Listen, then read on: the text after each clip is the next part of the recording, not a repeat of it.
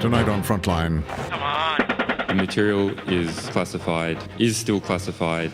Julian Assange. To some people, a hero. To other people, a devil. Bradley Manning. An idealistic young soldier who felt out of place in the army. Bradley Manning was a troubled young man. Over 500,000 leaked documents. We don't really know whether Manning approached WikiLeaks or it was the other way around.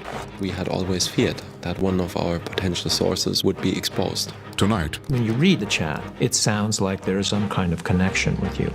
The whole story. We do not know whether Mr. Manning is our source or not. Wikisecrets. The best way to keep a secret is to never have it.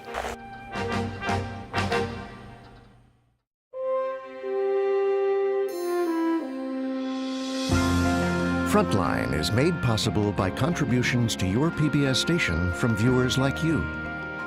Thank you. And by the Corporation for Public Broadcasting.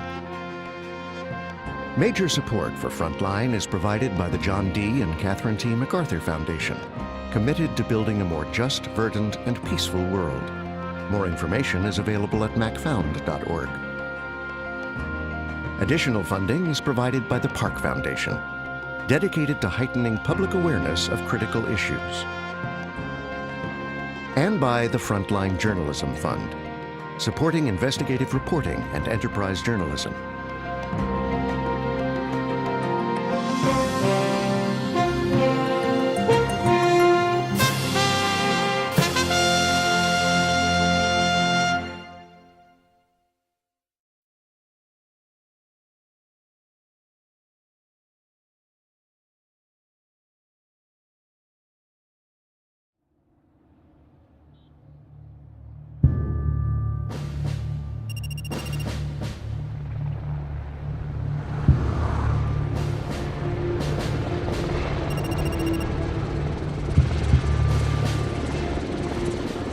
In late 2009, an Army intelligence analyst stationed in eastern Iraq logged on to a classified server. See all those people standing down there? That's a weapon. Yeah. He opened a file that had been flagged by Army lawyers. 5 to 6 individuals with AK-47s. Request permission to engage. It was footage taken from a U.S. Army helicopter gunship. Light them all up. 002 traffic, 260s. Come on, fire! Hey, Roger. Keep shoot. Keep shoot. All right, we just engaged all 8 individuals. Oh yeah, look at those dead bastards.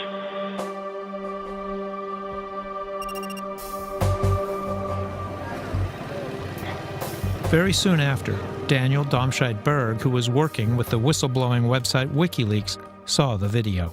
Got a bunch of bodies laying there.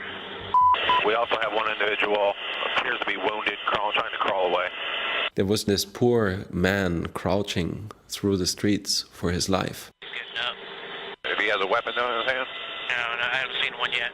You get the feeling that these guys really want to shoot, and they ask for permission to shoot a couple of times. Now, Bushmaster, we have a van that's approaching and picking up the bodies. Yeah, we're trying to get permission to engage. And then you get this short moment of hope where the civilians arrive in a van, and you feel like, okay, finally, at least this guy has made it. Come on, let us shoot. We're taking him. Request permission to engage. 1-8, engage. Clear. Come on. Clear. And then they're all dying. Clear. And the whole van is blown up. Among the dead were 2 Reuters journalists and other civilians. Oh yeah, look at that, right through the windshield. Did you know what you wanted to do with it? Publish.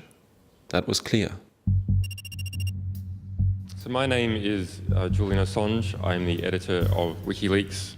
WikiLeaks founder Julian Assange unveiled the footage in a press conference in Washington. The material is dramatic. It was classified, is still classified. We're taking him. There were a lot of people that were in favor of just publishing it. It seems that Julian had this crazy idea right in the beginning to sell it. There was a news agency that tried very hard to get hold of this.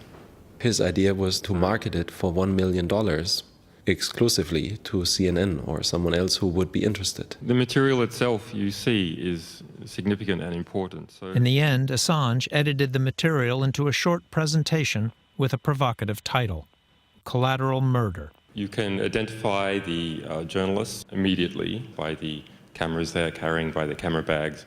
Over the next year, the video would be seen on YouTube over 11 million times. Were you satisfied with the impact of the video? Did it achieve the result that you had hoped? It was pretty close. Could we have structured things, structured various deals, economic incentives and so on to get an even bigger impact? The answer is probably yes. We can't discuss our sourcing of the video, however. Then, just 7 weeks after Assange released his video, a private in Iraq was arrested. Army Private Bradley Manning was arrested outside of Baghdad and is now in a military prison. He was a 22-year-old intelligence analyst who had been in country for just 7 months. This is the story of Bradley Manning, WikiLeaks, and how more than 500,000 secret government documents came into public view.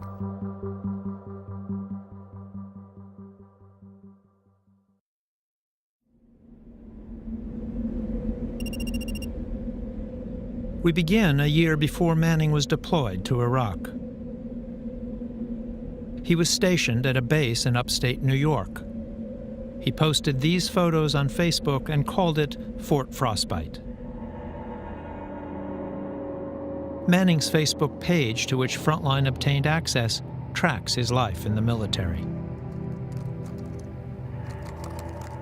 Manning had become an analyst at a time of increased intelligence sharing, part of a series of post-9/11 reforms meant to give analysts like Manning more data.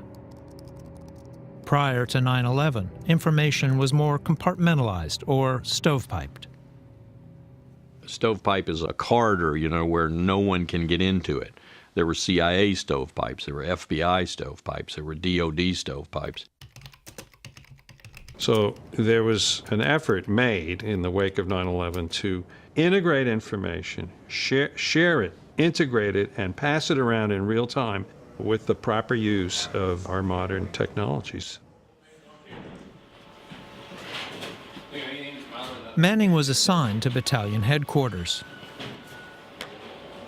He did intelligence work for the unit's commanding officers in preparation for their deployment to Iraq.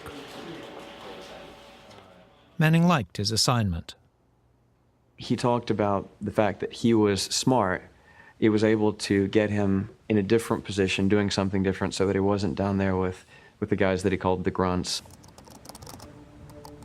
He didn't tell me any specifics, but he did mention that he was consulted by those who were much higher ranked than he was, and it was a source of pride to him. But while he was proud to be entrusted with state secrets, he chose not to keep his private life secret. On Facebook, he joined groups like Repeal Don't Ask, Don't Tell, and liked gay marriage. It worried his father. I did see some comments I thought were pretty incriminating as far as don't ask, don't tell. He was kind of asking for trouble. Brian Manning is a former Navy intelligence analyst. I thought that was pretty risky. Hey, aren't you going against the policy that's in place where you're at? Manning was taking a big risk. Under the Army's Don't Ask, Don't Tell rules, gay soldiers like Manning were required to keep their sexual orientation secret. His friends also worried about his political activism. In his Facebook profile, he posted signs and pictures at his presence at rallies. Gay rights rallies. Right. This struck me as very dangerous to his position. I admired him for his, for his courage on this, but I thought it might be a little bit foolhardy. During this period, Manning also started a relationship with a young man from upstate New York named Tyler Watkins. On weekends, Bradley would visit him in Boston, where Watkins was studying. During those trips, the young intelligence analyst also found a new group of friends: computer science students and hackers. At the time, WikiLeaks was already making headlines, and Julian Assange was an admired figure among hackers. Boston opened new doors for Manning, but he had a problem back on base. He thought that this one officer dude had it out for him, that he didn't like him, and that he thought that a lot of the things they did were inefficient and that, that there were better ways of doing things. Manning had a history of trouble. Before he joined the Army, he had struggled to keep a steady job. It was his father who pushed him to sign up. He enlisted at 19. At 5'2", Manning was the smallest guy in his unit. Boot camp didn't go well. You could tell the Army was not for Manning. The drill sergeants did not like him at all, and they were just like pick on him like constantly. That was not a good push-up. Go do 20 more. Since he was gay and effeminate and small and tiny, he could do a small little thing, and they would just try to make his life a living hell. Despite being harassed, Manning fought back. He tried to fight and argue, because Manning is a very vocal person. Even though he's picked on a lot, he speak for himself. He would yell back and fight, and that's, I think, what caused a lot of drill sergeants to pick on him even more.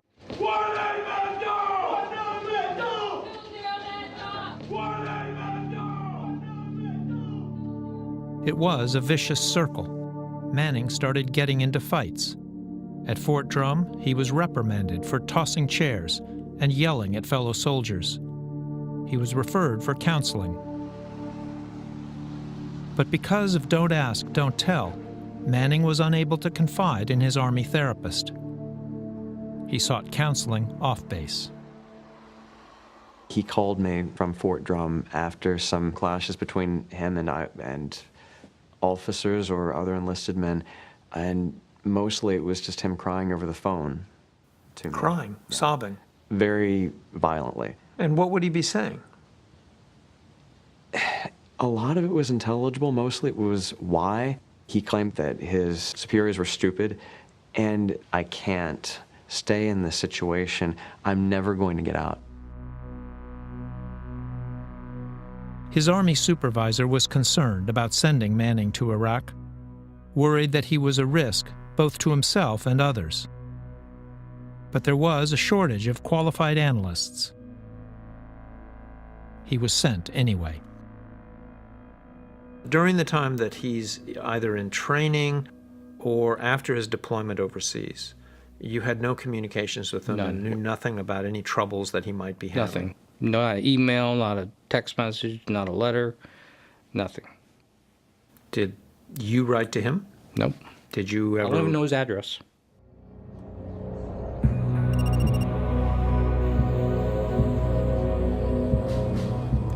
Manning arrived at Forward Operating Base Hammer in mid-October 2009. He would work with a handful of intelligence analysts in a top-secret facility called a SCIF.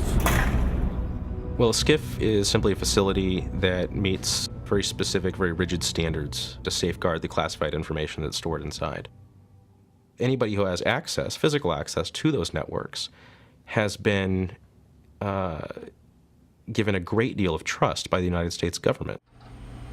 The two classified networks Manning had access to were JWICS, which contains high-level military secrets, and CIPRANET, which stores hundreds of thousands of diplomatic cables.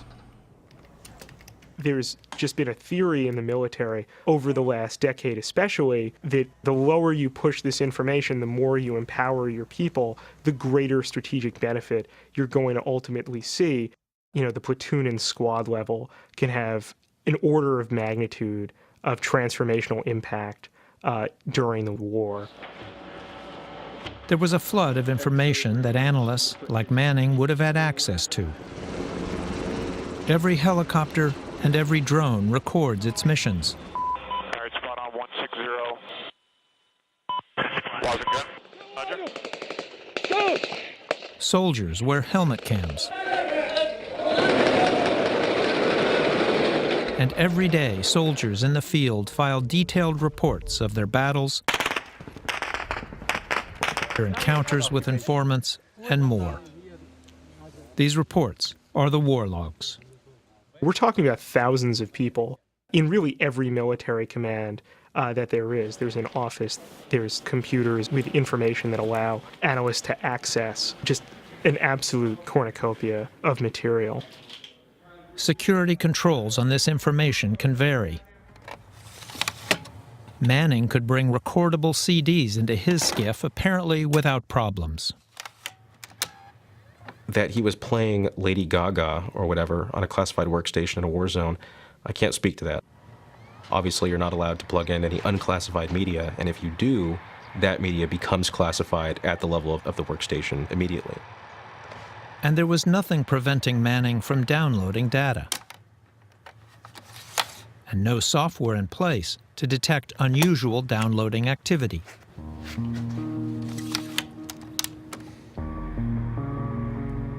The idea that this guy could download confidential and classified information onto a CD or plug in a memory stick into a computer, and A, it would allow you to do that, and B, there was no red flag that went up for a supervisor to say, you know, why is this guy spending so much time doing this kind of thing? I mean, that was shocking. In January 2010, Manning would return to the U.S. on leave. He went to see Tyler Watkins. But their relationship was on the rocks. According to his friend, Jason Edwards, Manning was feeling abandoned. I asked him about this. I said, do you have anyone that you can confide in? Do you have anyone that you really would consider your friend? And he assured me that he had nothing. And so for him, Tyler was where he put that was the one basket in which he put all his emotional eggs. It was during that week in Boston that Manning attended this party at Boston University's Hackerspace, hosted by David House. I was a senior at Boston University in computer science, and I founded this makerspace at BU called Builds, BU Information Lab and Design Space. Bradley showed up to the open house of this event, and this is a night where the room was absolutely packed. He didn't strike me at all at that time as being a particularly memorable or remarkable individual. What he was doing was mostly socializing, meeting others, trying to learn about how this scene in Boston actually functioned. Standing back, leaning against the table, is Bradley Manning.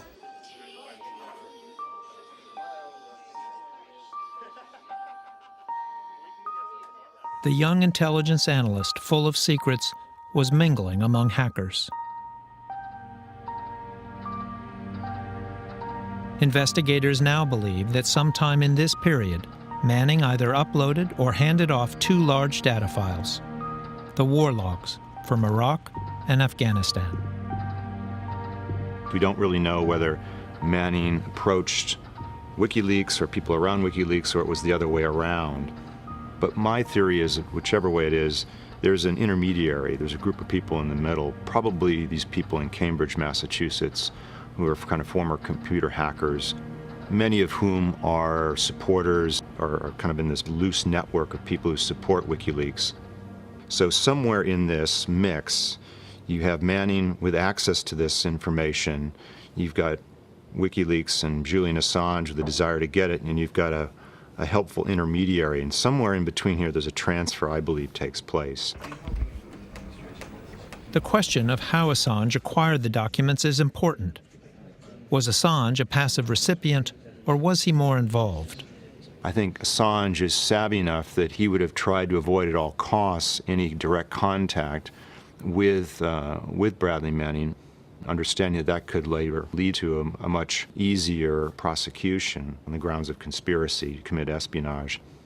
In other words, if WikiLeaks actively helped someone violate secrecy laws, Assange and his colleagues could be held criminally liable. We had one rule at the core of this whole project, and that was not to solicit anything. This is a very important part of this whole project. It's one of these golden rules that you need to have, is you do not solicit material, you're just a conduit. We accept these documents anonymously. We have very strong mechanisms to protect the sources that we have. Instead of keeping source identities secret, we simply do not collect them at all. We've never lost a source and we've never lost a legal case. We have technological means to protect people. Assange says he designed WikiLeaks so that he wouldn't even know who his sources were. That sort of dedication to protecting sources is something that our sources have seen. We do not know whether Mr. Manning is our source or not. And of course, if we did know, we are obligated ethically to not reveal it. But how do you prevent me from writing you and telling you in a chat that I have a video of a massacre and I want you to tell me how to get it to you? Our help desk has a completely anonymous chat. It's anonymous to us, the usernames are anonymous, and so on.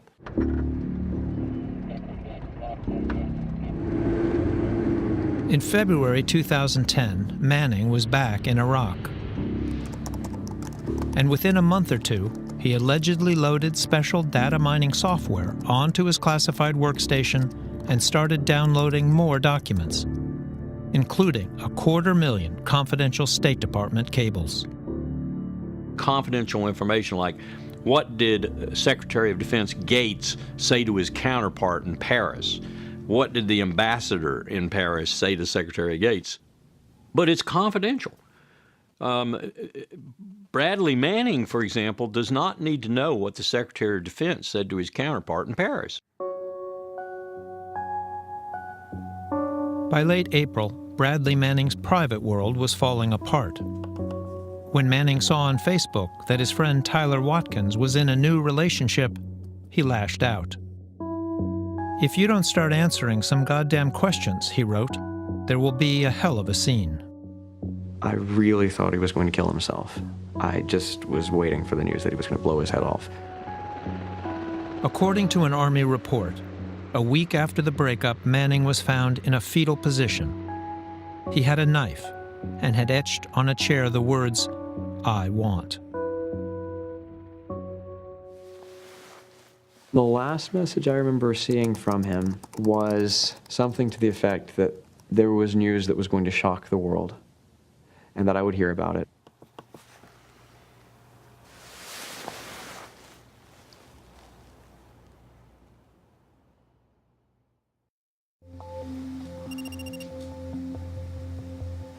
In late May, a hacker in California was contacted and began a chat with someone using the screen name Bradass87. If you had free reign over classified networks and you saw incredible things, awful things, what would you do? He spoke in hypotheticals at first. Even then, I largely blew it off. There just aren't enough hours in the day to correspond with everybody that wants to correspond with me. The hacker, Adrian Lamo, was well known in the cyber underground. In 2003, he'd been arrested for hacking the New York Times. And the day before the chat, Lamo was featured in an article on Wired.com that discussed his psychiatric problems. Bradass87 would keep up his chat with Lamo for the next 4 days. He talked a lot about his personal life, about his relationships, about his experiences in the military, about experiences back home. Lamo says the person also contacted him via email, and they became friends on Facebook. It was Bradley Manning, intelligence analyst in Iraq. And in his profile, there was the chat name, Bradass87. He read more. Looking at his Facebook page, I got the sense that Bradley was very depressed. Then, during one of their chats, Brad S87 started dropping hints about a crazy white-haired Aussie. He mentioned Julian Assange in the context. Julian was the individual at WikiLeaks who he had initially established contact with. He also mentioned that he had leaked thousands of classified documents, including a huge tranche of diplomatic cables. I asked him if there was any way to recover the documents. He indicated that they had already been uploaded to WikiLeaks' server. It was a fairly unambiguous statement. Lamo says he believed Manning was a security risk and worried that if he didn't say something, he could be party to a crime. He called an old friend, Tim Webster. Adrian was quite conflicted. We had a back and forth where he was concerned about whether or not this was the right thing to do, whether to betray this person's trust was appropriate given his actions. Adrian recognized that we can't have somebody out there leaking classified information like this. It's not something he could allow to continue. Webster coached Lamo to keep up the chat as long as possible, to find out more details. He also alerted the Pentagon that they may have a security breach. Lamo was nervous and felt trapped. There was no correct option. There was only the least incorrect one. Either way, I would have been screwing somebody over. I had to pick who. There was no option to just sit back and wash my hands of the responsibility, because that in and of itself would have been making a choice. Lamo then called a reporter he knew at Wired.com. He called me to tell me that he had a meeting set up the next day with the FBI and the Army because he was turning in somebody who'd contacted him online and confessed to passing classified information to someone he described as a foreign national. Polson convinced Lamo to hand him a copy of the chat and then asked a colleague to follow up on any leads. We went through the chat logs and we looked at what else he mentioned. Tyler Watkins was named in the chat logs. Zetter called Watkins. He told her about a conversation he'd had with Manning during Manning's January visit to Boston. Brad had told him that he had uncovered information that concerned him and he was considering leaking it.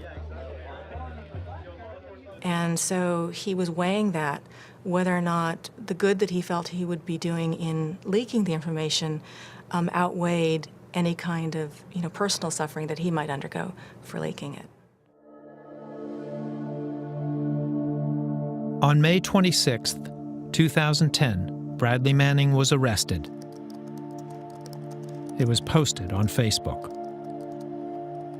We got confirmation that Manning had been arrested when Manning called his aunt from jail and asked her to update his Facebook page with a message.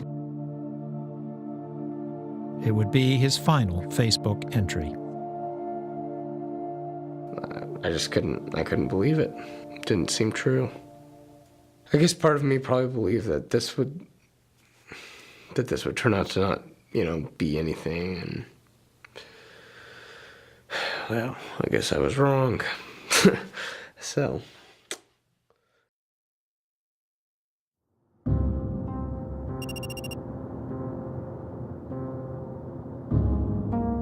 Please welcome Julian Assange.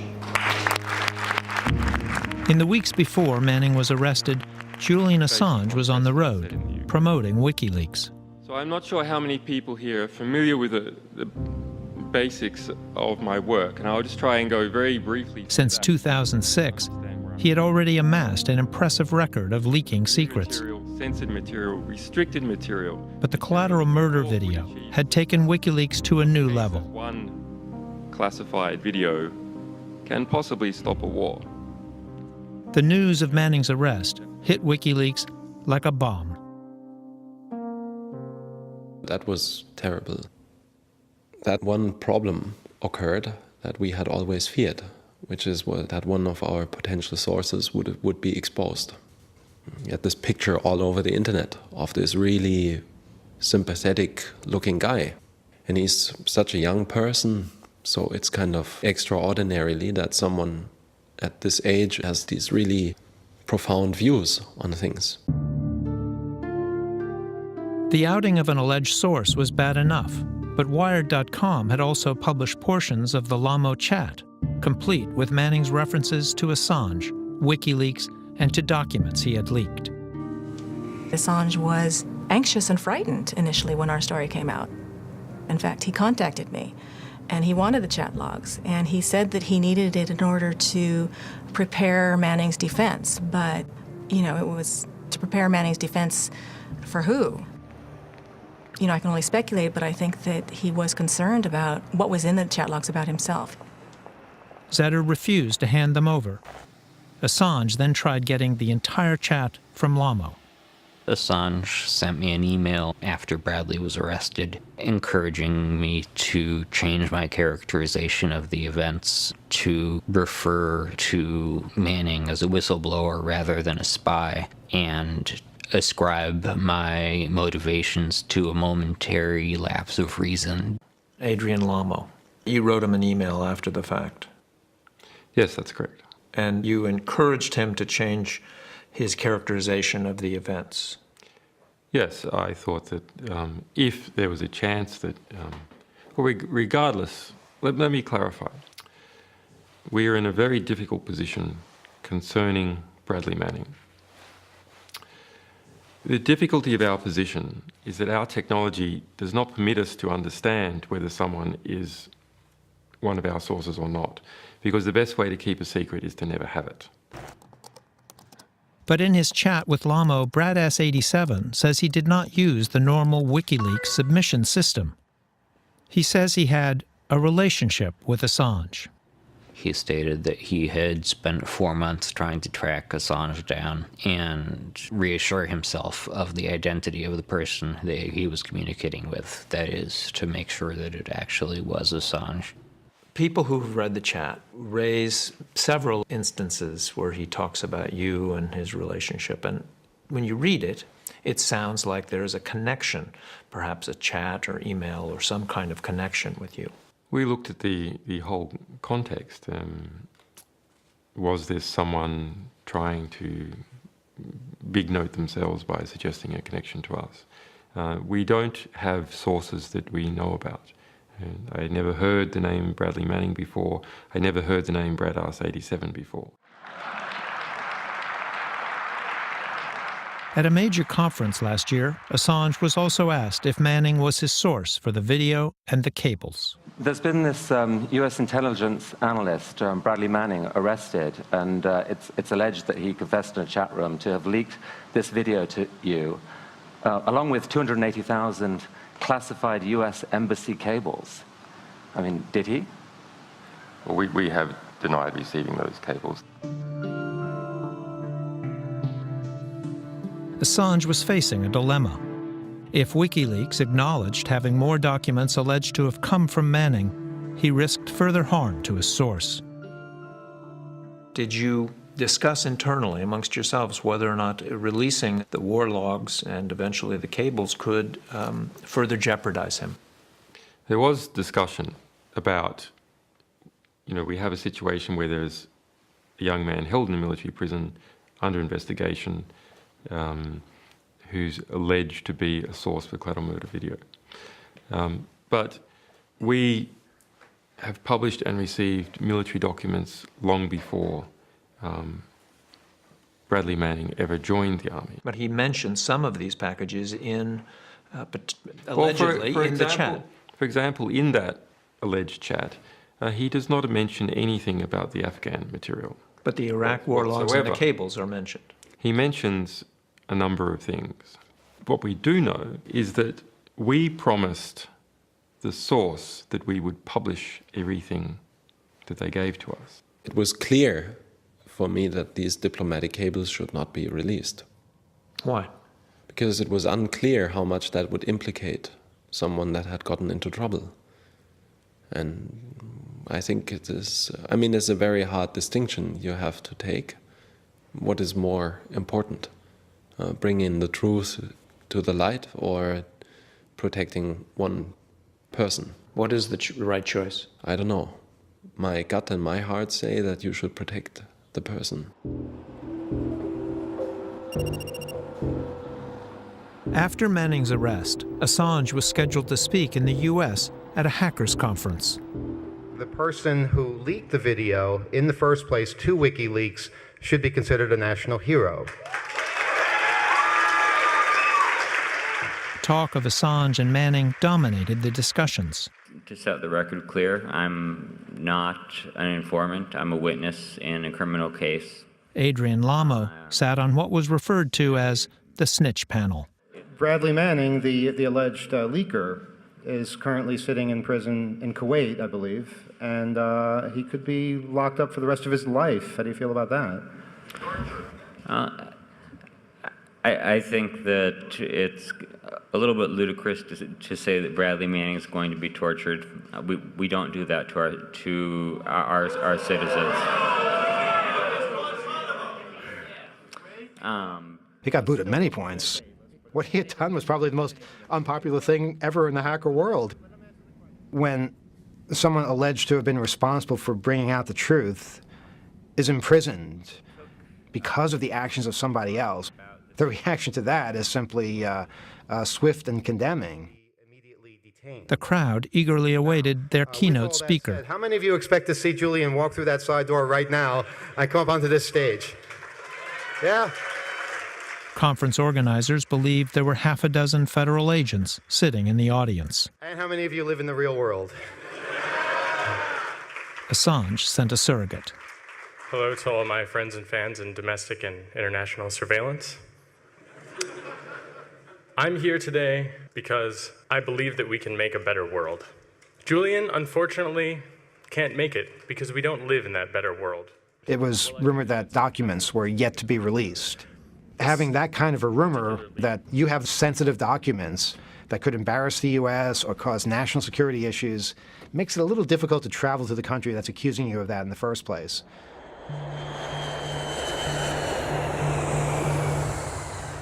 For a month, Assange had been in hiding. Then he resurfaced. He had decided to go ahead and publish the Afghan and Iraq war logs. In all, nearly 500,000 files. He sought partners. He wanted to build this coalition, so that was his idea of how to go about this. Let's start working on a coalition between a couple of newspapers, The Guardian, the New York Times, and the Spiegel. We insisted on bringing in the New York Times.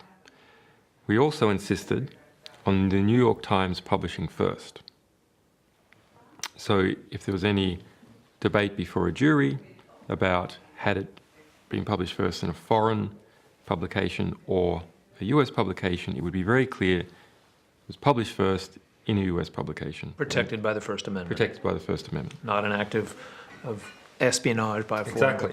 Not an act of espionage. So that clearly that wasn't the case, but we didn't want anyone to try and spin it either.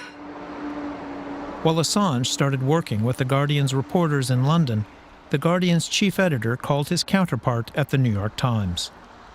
He bit by bit laid out the situation, which was that they had been given this enormous trove of information, hundreds of thousands of documents, dispatches from the field in Afghanistan and Iraq. There was at that point an intimation that there might be more things to come, and was I interested? And clearly I was interested. Over the next 4 weeks, the Times, Der Spiegel, and Guardian reporters poured through the war logs looking for news. There was no one startling headline, but there was lots of rich detail. It was a remarkable insight. I mean, it was an unvarnished, rich portrait of the daily conduct of two wars. I would argue that you came away with stuff you didn't get in the Pentagon Papers because of the rawness of the information, the sheer day-to-day mundane life of war. In their coverage, the papers decided that they would black out the names of any civilian informants working for the U.S. military. But Assange had a different idea for his WikiLeaks website. One evening, just days before publication, they confronted him over dinner. Julian, whose project was to publish the entire data set, was very reluctant to delete those names, to redact them. We said, Julian, we've got to do something about these redactions. We really have got to. And he said, these people were collaborators, informants. They deserve to die. And there was a sort of silence fell around the table. The other journalists who were involved from all three news organisations were also raising the issue with him and getting the same answer. Part of what was steering his judgment was his origins as a hacker, a computer hacker, where there's a very purist ideology that all information should be accessible to everybody. Only at the 11th hour would Assange change his mind. His team was caught off guard. 4 days before publication, 90,000 documents needed to be redacted. I mean, what do? It's 90,000 documents, and there's just no way that anyone could screen 90,000 documents over the weekend. In a process Assange called harm minimization, he agreed to hold back around 14,000 of the most sensitive documents. But it didn't protect everyone at risk.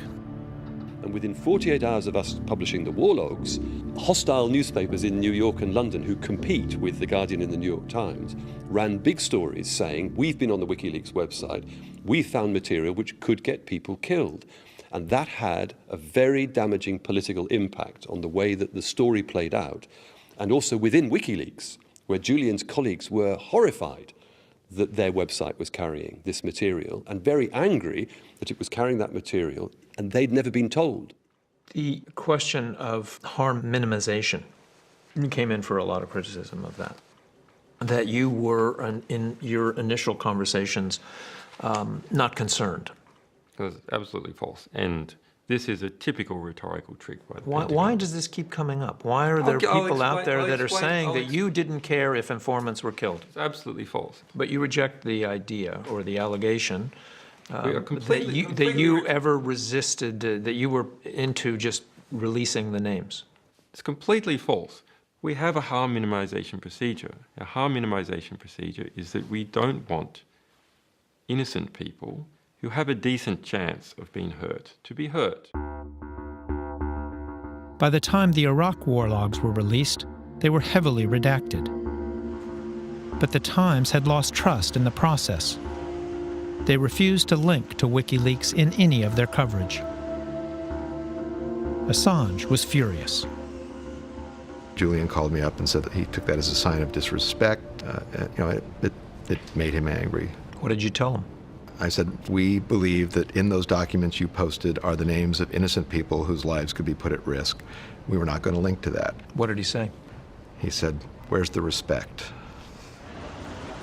Assange threatened to cut the Times out of any future deals, notably access to the 251,000 diplomatic cables.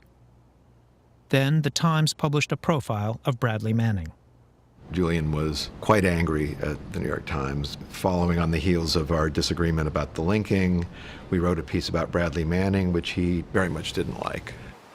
Assange's narrative was that Bradley Manning was a hero and that he did this for heroic purposes.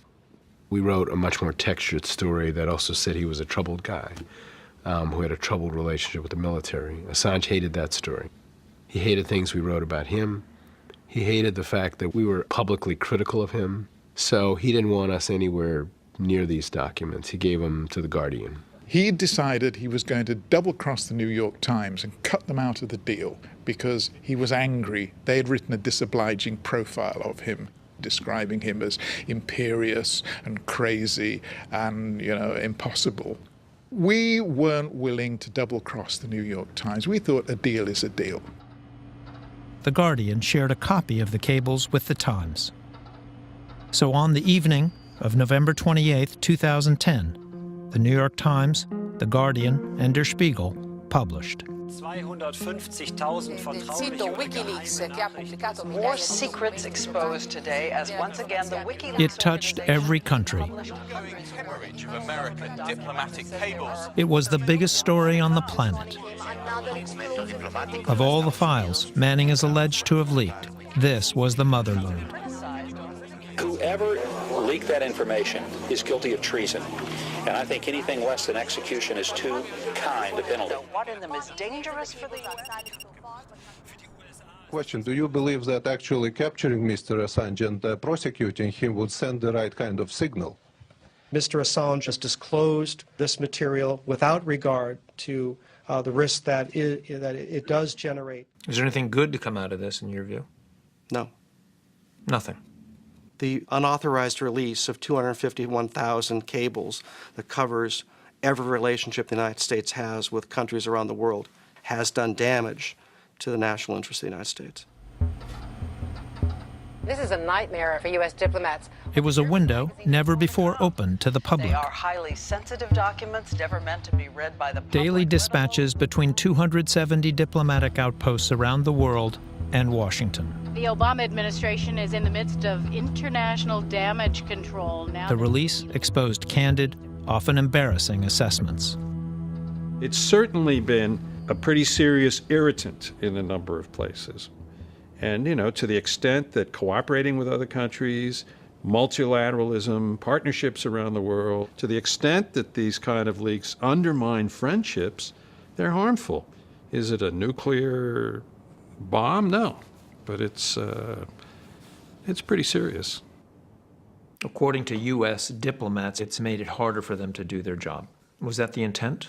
Well, if they are embarrassed by what their job is, then yes, it was absolutely the broader philosophical intent to make embarrassing behaviour harder to commit. But it will make embarrassing behaviour, local officials less likely to share information. Embarrassing behaviour is just this side of abusive behaviour. Only 12,000 out of 250,000 diplomatic cables have been published so far. But they've already had consequences. A dozen cables from Tunisia exposed widespread corruption there and helped fuel a revolution, and arguably had a domino effect. I mean, I don't want to give WikiLeaks credit for the transformation of the Arab world, but to the extent that Tunisia influenced Egypt, these cables played some role in the overthrow of the Mubarak regime. And these things are having an impact that I don't think any of us imagined at the time, when it was just somebody handing us a huge trove of secret documents. If you boil it down, look at what happened as a result of WikiLeaks. We gained a tremendous understanding of how government works, how wars are conducted. Balance the disclosures and the impact and the importance of the disclosures against everybody's fear of what was going to happen. It seems to me it ended up okay, right? Army Intelligence Private First Class Bradley Manning has been held for 7 months in solitary confinement.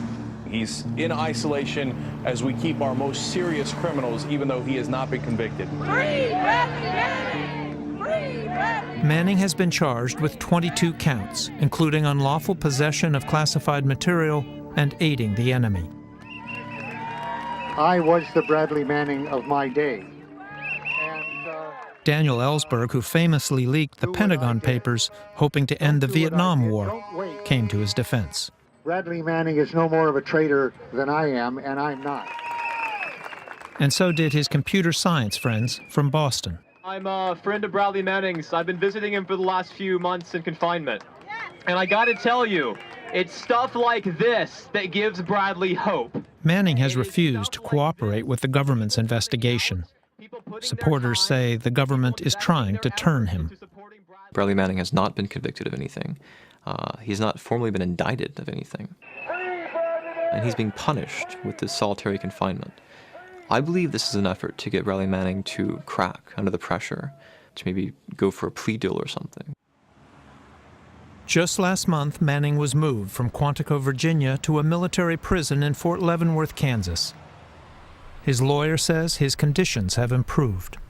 Manning is expected to face his first pretrial hearing this summer. In England, Julian Assange is facing his own troubles. He is fighting extradition to Sweden, where he is accused of sex crimes, charges he denies. And while the world's media wait outside court, inside, Julian Assange has been granted bail. Assange now lives in the family home of a supporter 3 hours northeast of London. He must report daily to the police. A grand jury in the U.S. is investigating his connection to the leaks. You're tied up here in this house, and you've offended a lot of people. Yeah, but history is on our side. When you expose powerful organisations, there'll be ad hominem attacks, and there'll be all sorts of attacks. And yes, in our case, they've been, in my personal case, they've been rather hard. But it's not unusual circumstance. What's next for WikiLeaks? WikiLeaks is continuing to step up its publishing speed. We are still involved in getting the majority of these cables out. And it does good. We can see the effects all around us. Last September, Daniel Domscheit-Berg left WikiLeaks to start his own whistleblowing website after a falling out with Assange.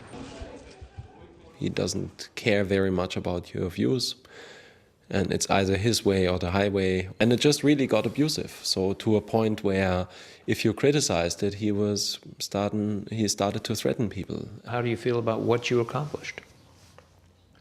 Well, I feel, and that I think is the only important thing about WikiLeaks, it has set in motion a cultural change in some way, that it has created this whole debate that we're having today. What is secrecy? And is there a need for secrecy? And what is the need for breaking these secrets? And where do you have to draw the line in between these things? The goal is not to get rid of all secrets in this world. The goal is to foster transparency. And that, I think, is a really important cause. Adrian Lamo, fearing for his safety, is now living in an undisclosed location. He works as a computer threat analyst. I couldn't even begin to speculate how it ends with me. If someone had told me that all of this would happen, say 5 years ago, I would have beggared belief. It's really living proof that truth is stranger than fiction.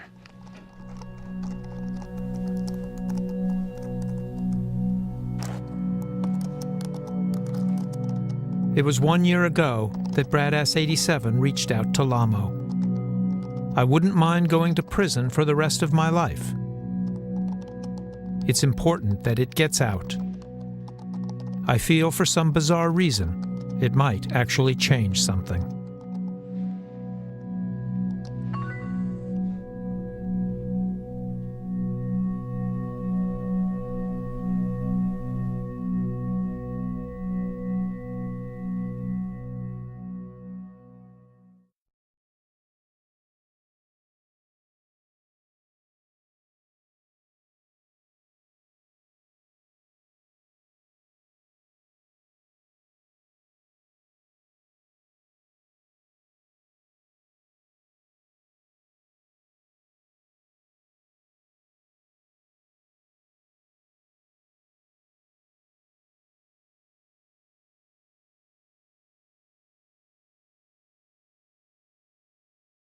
Continues online. Read Bradley Manning's Facebook page. We do not know whether Mr. Manning is our source or not. Read the full interview with Julian Assange. There was no correct option. Get more from former hacker Adrian Lamo. There was only the least incorrect one. And there's much more on Frontline's website. Watch more than 100 full programs.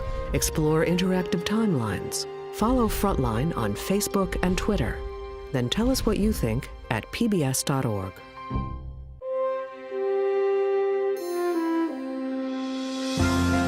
Frontline is made possible by contributions to your PBS station from viewers like you. Thank you. And by the Corporation for Public Broadcasting. Major support for Frontline is provided by the John D. and Catherine T. MacArthur Foundation, committed to building a more just, verdant, and peaceful world. More information is available at macfound.org. Additional funding is provided by the Park Foundation, dedicated to heightening public awareness of critical issues. And by the Frontline Journalism Fund, supporting investigative reporting and enterprise journalism.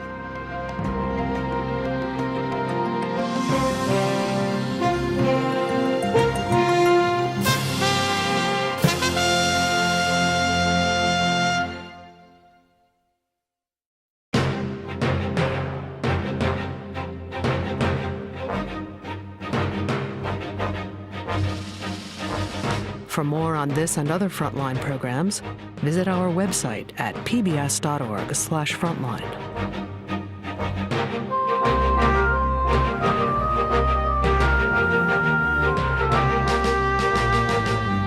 Frontline's Wikisecrets is available on DVD.